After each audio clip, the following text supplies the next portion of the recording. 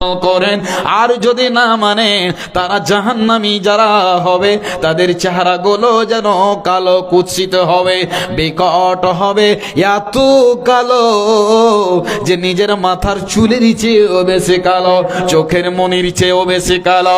ওই জাহান্নামীরা জান্নাতীদের কাতারে চলে যাওয়ার চেষ্টা করবে, যে এরা এদের কাতারে যদি চলে যায়, কোনো ভুল ভালে যদি চলে যেতে পারি তো জান্নাতে চলে যাব। আল্লাহর ফেরেশতারা তাদেরকে বেছে বেছে আলাদা করে দেবে। আল্লাহ বলবেন ওয়ামতাজুল ইয়াউম আইয়ুহাল মুজরিমুন, ওরে আমডলের মানুষ, ওরে হরিশ্চন্দ্রপুরের মানুষ, ওরে মালদা জেলার মানুষ, পশ্চিমবঙ্গের মানুষ, তোরা শোনেলে আজান দেওয়া হয়েছিল, ডাক দেওয়া হয়েছিল আল্লাহর জন্য, আমার জন্য তোরা সাজদা করিসনি, তোরা নামাজ পড়িসনি। নামাজ যদি পড়তি তাহলে তোরা নামাজের জন্য উজু করতে, আর উজু করতে গেলে আজকে তোদের চেহারাটা যেন ঝকঝক করে জ্বলতো। যা যা যা এদেরকে ওই কাতারে যেন ঢুকতে দেওয়া না হয়। বেঈমানেরা, গুনাহগারেরা তারা জান্নাতীর কাতারে চলে যাওয়ার চেষ্টা করবে। বন্ধুগণ, তাদেরকে পিটিয়ে দূরে সরিয়ে দেওয়া হবে। এবার চলুন, আল্লাহ বলছেন ওই ব্যক্তি তো কামিয়াব যারা নিজের জাহান্নাম, যারা নিজের আত্মাকে, নিজের নফসকে জাহান্নামের আগুন থেকে বাঁচিয়ে নিতে পারল। এবার জাহান্নামের বায়ানটা একটু শুনেলেন কে? ডাক্তার সাহেব।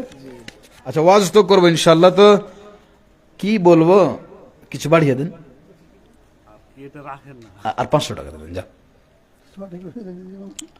কালেকশন শুরু করেনি ডাক্তার সাহেব, মানুষ খুব চালু, এখন তো কালেকশন করেনি, মাঝখান দিয়ে মানে ফাঁক তালে গুলি মেরে চলে যাই। আচ্ছা, যাই হোক, ইনশাল্লাহ হবে ফের। তো জাহান্নাম এত খাতারনাক জায়গা, আর যে জাহান্নামের আগুন থেকে নবীজিও তিনি পানাহ চেয়েছেন। আজকে আমাদের তো হাসতে হাসতে দিন চলে যায়, কথা ঠিক কিনা ভাই?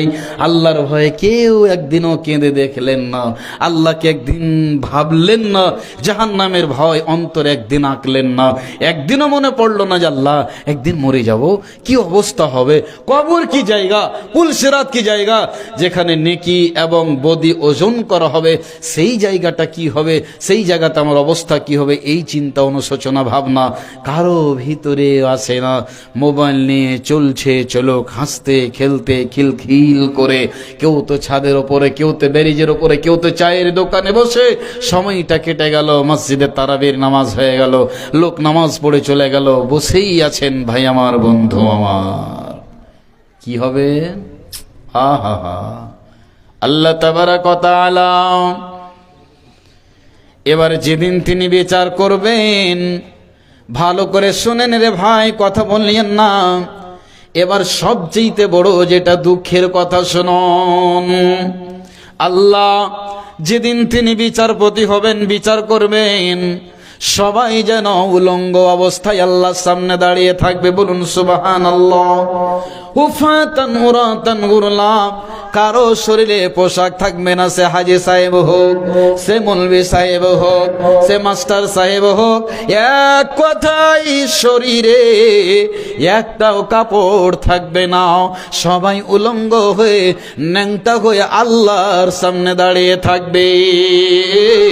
আল্লাহ বিচার করবেন, যাদেরকে আল্লাহ তাবারাক ওয়া তাআলা ডান হাতে আমলনামা দেবেন, যারা ভালো কাজ করেছে দুনিয়ায়, আল্লাহ বলছেন ফা আম্মা মান উতিয়া কিতাবাহু বিয়ামিনিহি, আল্লাহ বলছেন যাদেরকে ডান হাতে আমলনামা দেওয়া হবে, বাপজান আমার এই অবস্থাটা হবে।